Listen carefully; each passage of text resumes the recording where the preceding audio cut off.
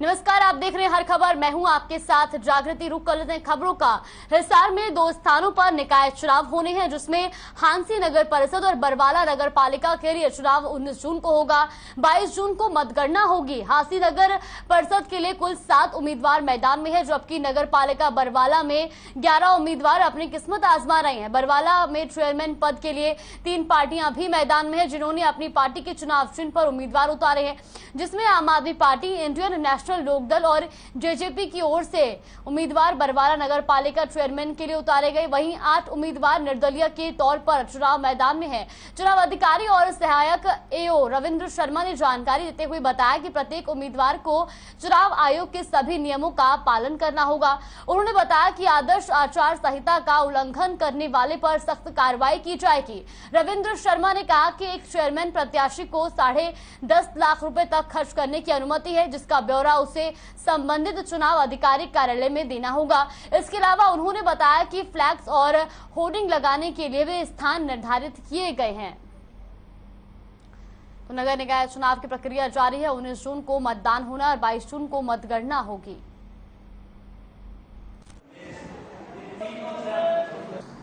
देखिए, बरवाला नगर पालिका आम चुनाव जो भी हो रहे हैं, मतलब प्रोसेस चल रही है। टोटल 15 उम्मीदवारों ने नामांकन दाखिल किया था प्रधान पद के लिए। उनमें से कल 4 प्रत्याशियों ने अपने नाम वापस ले लिए। तो अब हमारे पास 11 टोटल कैंडिडेट बचे हैं, जिनमें से 3 हैं वो पार्टियों से संबंधित हैं। एक आम आदमी पार्टी से है, एक जेजेपी से है और एक INLD से है, और बच गए 8 जो है वो निर्दलीय उम्मीदवार। जिला हिसार में हांसी और बरवाला दोनों पर निकाय चुनाव चले हुए हैं। चुनाव आयोग द्वारा जिस प्रकार से तिथि निर्धारित की गई थी, कल नामांकन वापस करने की तिथि थी और उसके बाद हांसी में 7 उम्मीदवार मैदान में डटे हैं, जबकि बरवाला नगर पालिका में 11 उम्मीदवार मैदान में डटे हैं। अब देखें, अगर हम बरवाला की बात करें तो बरवाला के अंदर 3 पार्टियों के उम्मीदवार चुनाव लड़ रहे हैं, जिसमें आम आदमी पार्टी, इनेलो और जेजेपी के उम्मीदवार हैं और 8 उम्मीदवार निर्दलीय है। इसी प्रकार हांसी में बीजेपी के उम्मीदवार चुनाव लड़ रहे हैं और उसके साथ निर्दलीय भी अपनी किस्मत आजमा रहे हैं। चुनाव आयोग द्वारा आदर्श आचार संहिता का पूरी तरह से पालन करने के लिए कहा गया है। बरवाला की अगर बात करें तो 2 स्थानों पर फ्लैक्स और होर्डिंग लगाने की इजाजत दी गई है। इसके साथ एक उम्मीदवार को 10,50,000 रुपए तक की राशि खर्च करने की अनुमति है। अगर इस दौरान कोई भी आदर्श आचार संहिता का उल्लंघन करता है तो उसके खिलाफ सख्त कार्रवाई भी की जाएगी। 19 तारीख को मतदान होगा और 22 तारीख को मतगणना होगी।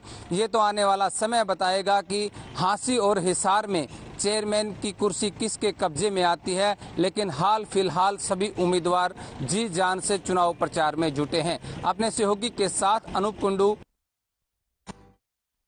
तो हांसी नगर परिषद का चुनावी समीकरण। हांसी नगर परिषद में कुल 27 वार्ड है। सभी वार्डों में मतदाताओं की सुविधा अनुरूप मतदान केंद्र बनाए गए हैं। नगर परिषद हांसी में कुल 63,078 मतदाता हैं, तो 33,284 पुरुष मतदाता हैं। इसके अलावा 29,794 महिला मतदाता हैं। तो वार्ड नंबर 11 19 और 26 अनुसूचित जाति उम्मीदवार के लिए रिजर्व है। वार्ड नंबर 1 और 27 अनुसूचित जाति की महिला उम्मीदवारों के लिए रिजर्व है। इसके अलावा मतदान के लिए 108 EVM लगाए गए हैं। प्रत्येक मतदान केंद्र पर पर्याप्त पुलिस बल तैनात रहेगा। तो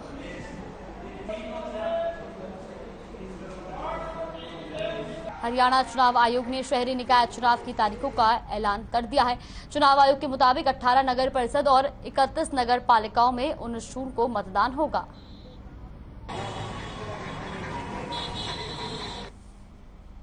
तो वही नतीजे 22 जून को आएंगे। और आपको बता दें कि उम्मीदवारों ने 30 मई से 4 जून के बीच नामांकन करवाए हैं।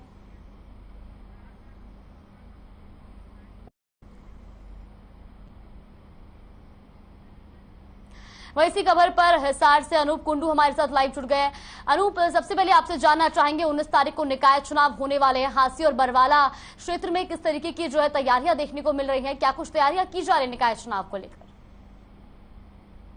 आप सभी भाई बहनों से नम्र निवेदन किया जाता है। इस प्रकार से पहले से ही प्रदेश में उसी के साथ साथ कहीं न कहीं नगर निकाय और नगर परिषद के चुनाव ने भी राजनीतिक पारा बढ़ाया हुआ है। बहुत सारी ऐसे पार्टी के दल हैं जिन्होंने अपने उम्मीदवारों को यहाँ पे उतारा है, जिसमें अगर मैं पहले बरवाला की बात करूं तो बरवाला के अंदर आम आदमी पार्टी और जेजेपी के साथ साथ इनेलो पार्टी ने भी अपने उम्मीदवार को यहाँ पर उतारा है।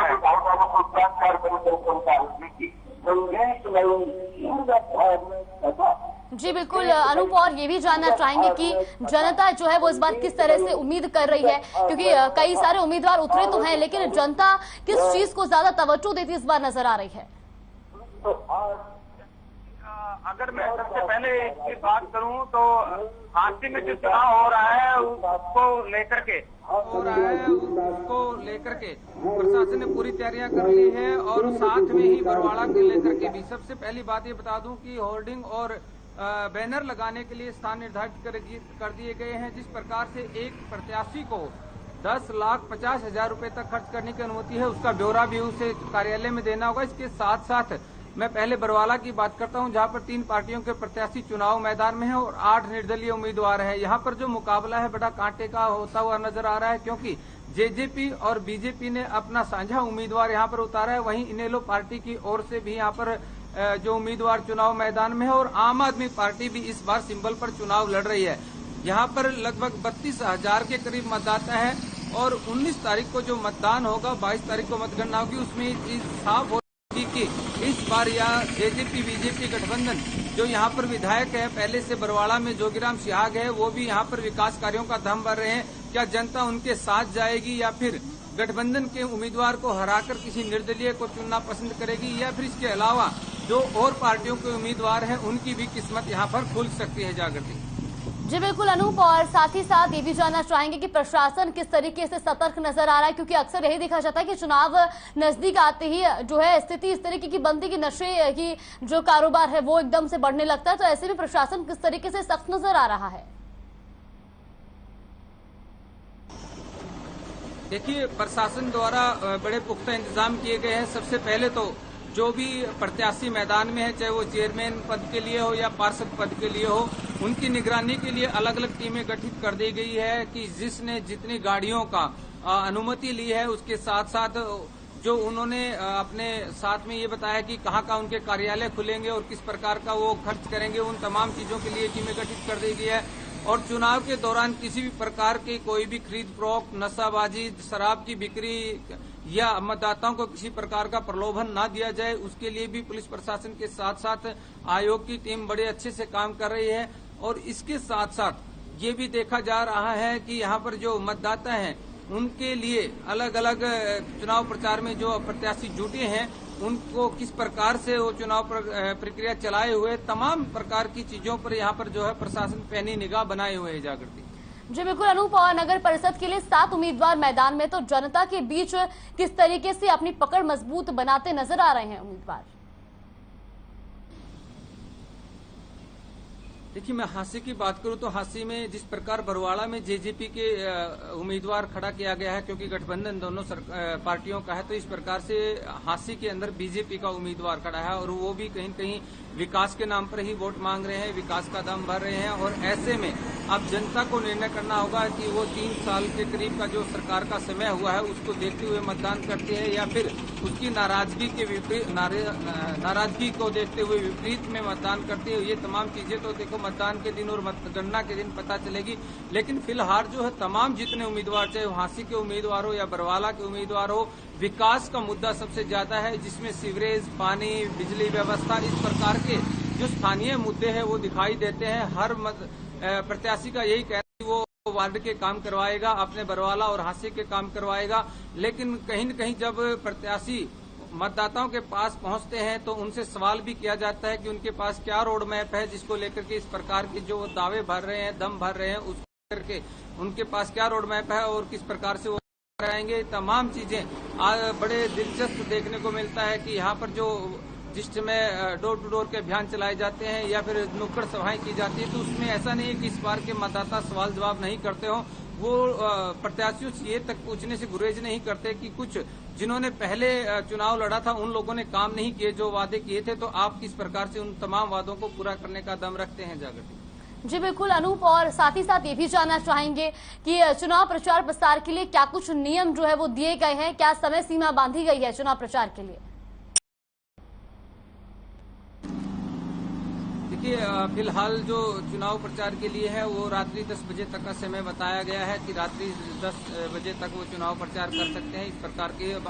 और साथ में अनाउंसमेंट के लिए अनुमति लेनी होगी और कितनी गाड़ियां या आपकी छोटी जो भी व्हीकल है जिन पर आपने अनाउंसमेंट के लिए माइक लगाए हैं उनका आपको ब्यौरा देना होगा। तमाम चीजें आपको चुनाव आयोग की निगरानी में करनी होगी। अगर इसके अलावा आप कहीं न कहीं आदर्श आचार संहिता का उल्लंघन करते हैं तो उस पर कार्रवाई भी हो सकती है।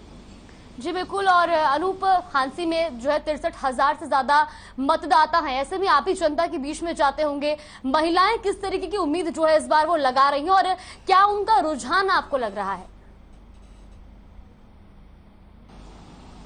जागृति, महिला मतदाताओं का सबसे बड़ा जो मुद्दा रहता है, चाहे वो हांसी का हो या फिर बरवाला का हो, वो सबसे बड़ी समस्या है पानी की। बहुत सारे ऐसे वार्ड हैं जहां पर पीने के पानी की बहुत बड़ी किल्लत है। इसके साथ साथ सफाई व्यवस्था और सीवरेज का मुद्दा भी महिला मतदाताओं के बीच में गूंज रहा है। वो कह रहे हैं कि सबसे पहले जो उम्मीदवार इस बात की हामी भरेगा कि यहाँ पर पानी की व्यवस्था होगी, सीवरेज प्रणाली है वो दुरुस्त की जाएगी, तो उसी को मतदान करेंगे।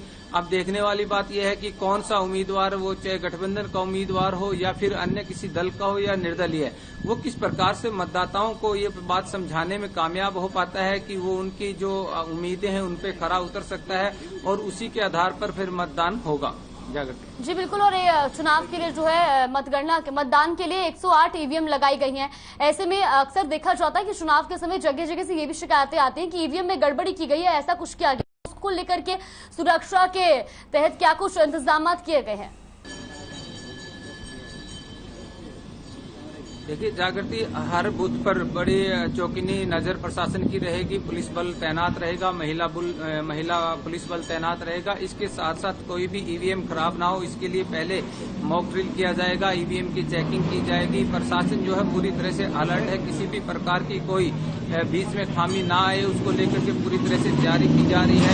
जो भी चुनाव के दौरान ड्यूटियां लगेंगी उनको लेकर के ट्रेनिंग दी जा रही है बाकायदा, और जो ईवीएम यहाँ पर पहुंचेगी उसकी पहले से चेकिंग की। उसके बाद जितने भी प्रत्याशी हैं उनके कैंडिडेट के जितने भी वो सहयोगी होंगे के सामने मॉक ड्रिल किया जाता है। ये तमाम प्रक्रिया हर चुनाव में होती है, तो ऐसा ही होगा और किसी भी प्रकार से कोई कोताही बरतने में प्रशासन पीछे नहीं है कि किसी प्रकार की कोई कोताही इसमें रह जाए। प्रशासन ने पूरे इंतजाम यहाँ पर किए हुए, चाहे वो सुरक्षा की दृष्टि से हो या फिर आदर्श आचार संहिता की दृष्टि से। जी बिल्कुल अनुभव, जिस तरीके से बीते दिनों में भी देखा गया तो अधिकतर हरियाणा के क्षेत्रों में पानी की समस्या रहती है। ऐसे में महंगाई जिस तरीके से हमने बीते दिनों देखी और अब जो चुनाव जिस तरीके से अब सामने ना कहीं अब जनता भी इस बार सोच समझकर अपने जो है अपना चुनाव देगी और अपना मतदान देगी, क्योंकि अब खास तौर पर महिलाएं वोटर्स जो हैं वो एक अहम योगदान चुनाव में निभाती हैं, क्योंकि महिलाएं जो है वो हर तरीके से चीजों को आंकती हैं। तो ऐसे में अब किस तरीके की स्थिति वहां पर देखने को मिल रही है, क्योंकि जो 3 वार्ड है वो भी अनुसूचित जाति के लिए रिजर्व है। तो ऐसे में अब क्या कुछ लोगों के सामने डोर टू डोर कैंपेन के दौरान क्या कुछ वादे लेकर के, क्या कुछ वो लेकर के जो है वो आम जनता के बीच में उतर रहे उम्मीदवार?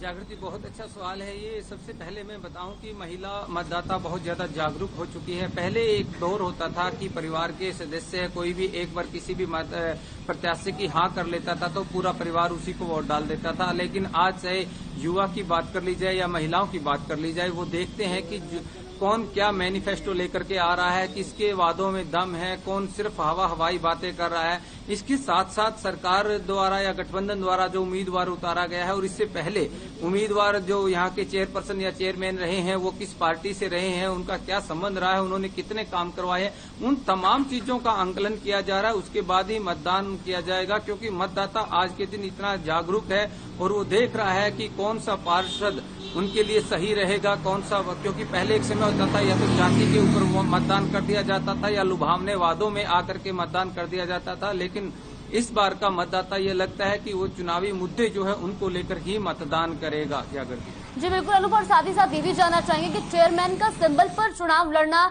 कितना ज्यादा जो है वो प्रभावशाली रहेगा।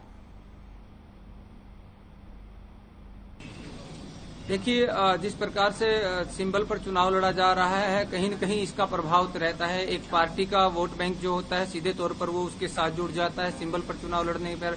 लेकिन बरवाला की एक मैं बड़ी अनोखी सी बात बताना चाहूंगा यहाँ पर अपने दर्शकों को कि बरवाला के अंदर जेजेपी बीजेपी गठबंधन उम्मीदवार मैदान में उतारा गया है।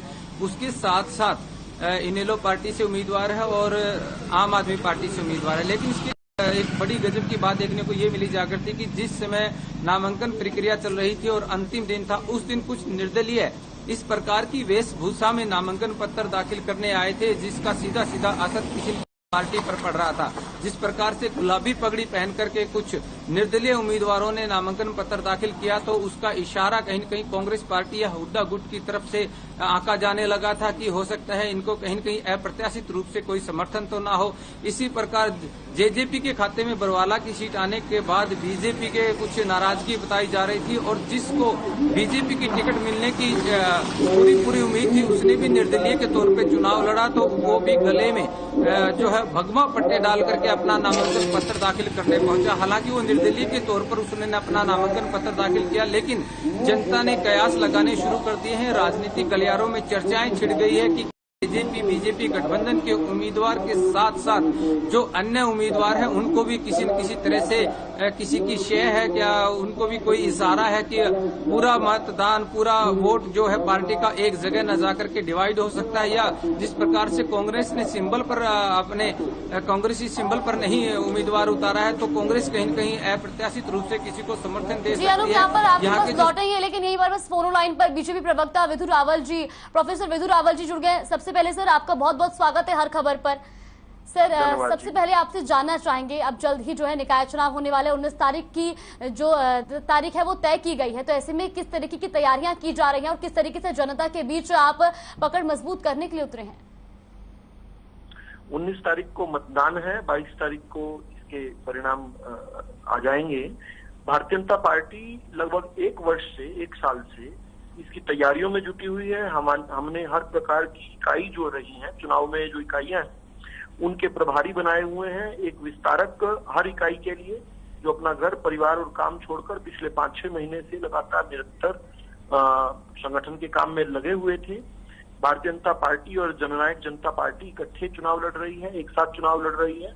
हमारा हर कार्यकर्ता, हमारा हर नेता, हर पदाधिकारी, हमारे एमएलए, मंत्री, यहाँ तक कि सांसद भी जो हैं इस चुनाव में बड़ी जोर, एड़ी चोटी का जोर लगाए हुए हैं। बड़े संगठित तौर पर हम लड़ रहे हैं चुनाव और हरियाणा की जनता विकास का जिस प्रकार से तीसरा इंजन जो है उनको मिलने जा रहा है, उस ट्रिपल इंजन वाली सरकार को बनाना जरूर चाहेगी शहरों में। जी बिल्कुल, और यहाँ पर एक और सवाल आपसे करना चाहेंगे, जिस तरीके से जो है जेजेपी पार्टी से दिग्विजय चौटाला ऐलान किया कि जो भी जेजेपी या गठबंधन सरकार से जो भी चुनाव प्रचार के लिए उतर रहे हैं वो अपने बैनर्स में सीएम मनोहर लाल, प्रदेशाध्यक्ष जी और प्रधानमंत्री मोदी जी की तस्वीर जरूर लगाए प्रचार प्रसार के लिए, तो क्या आपकी तरफ से भी इस तरीके की कोई पहल की गई है कि जेजेपी के जो नेता है उन लोगों की भी जो है तस्वीरें पोस्टर्स या बैनर में लगाई जाए? देखिए, कहीं पर कोई अगर इस तरह की कमी कोई पाई गई तो उसके लिए दिग्विजय जी ने जरूर जो है कार्यकर्ताओं को निर्देशित किया होगा। लेकिन ये गठबंधन है, गठबंधन में चुनाव लड़ रहे हैं तो निश्चित तौर पर सभी नेताओं की तस्वीरें रहनी चाहिए। और उसी प्रकार से मैंने जितने पोस्टर्स देखे हैं उसमें तो है सभी की, मेरे सामने ऐसा कोई ध्यान में, कोई संज्ञान में कोई ऐसा विषय आया नहीं है, तो मुझे लगता नहीं कि कोई आवश्यकता है अलग से कोई निर्देश देने की। लेकिन भारतीय जनता पार्टी जिस प्रकार से कंधे से कंधा और कदम से कदम मिलाकर जननायक जनता पार्टी के साथ इस चुनाव को लड़ रही है, दोनों पार्टी के कार्यकर्ता सभी प्रत्याशियों को अपना प्रत्याशी मानते हुए एड़ी चोटी का जोर लगाए हुए हैं, पुरजोर ताकत के साथ दिन और रात काम कर रहे हैं। और नतीजे देखिएगा कि एक तरफा ये चुनाव के नतीजे आने वाले। 19 तारीख को मतदान में जब जनता उतरेगी तो भारतीय जनता पार्टी और जननायक जनता पार्टी की जो सरकार की स्वीकार्यता है उस पर मोहर लगाएगी। हमने जो विकास के अद्वितीय काम किए हैं उन पर मोहर लगाएगी। किस प्रकार से हमने भ्रष्टाचार को खत्म किया है, भ्रष्टाचार पर अंकुश लगाया है, उस पर मोहर लगाएगी। हमारे जो विकास की पारदर्शिता के कार्य हैं उन पर मोहर लगाएगी। जिस प्रकार से हमने ईज ऑफ लिविंग के तहत जो है बहुत सारी सेवाओं को घर बैठे लोगों को 2 दर्जन से अधिक सेवाएं दी हैं, उस पर मोहर लगाएगी। हमारी नेक नियत पर मोहर लगाएगी। हमारी समस्याओं को निवारण करने की, उनके निदान और उनकी समस्याओं का हल खोजने की जो क्षमता है उस पर मोहर लगाएगी। दूसरी पार्टियों ने जब भी शासन किया है तो केवल समस्याएं पैदा की हैं, हम उनकी भी समस्याओं का हल हम दे रहे हैं, इस तथ्य पर मोहर लगाएगी और नतीजे भारतीय जनता पार्टी के पक्ष में आएंगे। इसका एक छोटा सा स्वरूप जो है, ट्रेलर जो है हमें दिख चुका है। जैसे 11 पार्षद जो हैं, चुनाव का बिगुल बजते ही 11 पार्षदों को निर्विरोध चुना गया, भाजपा के 11 पार्षदों को। तो यानी कि अब भाजपा और जजपा जो है 11 पर खड़ी है और पूरा विपक्ष जो है, सारा मिलकर भी विपक्ष जो है 0 पर खड़ा है। तो 11 यहाँ पर ये भी आपसे जानना चाहेंगे कि सर कि आप कांग्रेस को किस तरीके से आंकते हैं चुनाव में?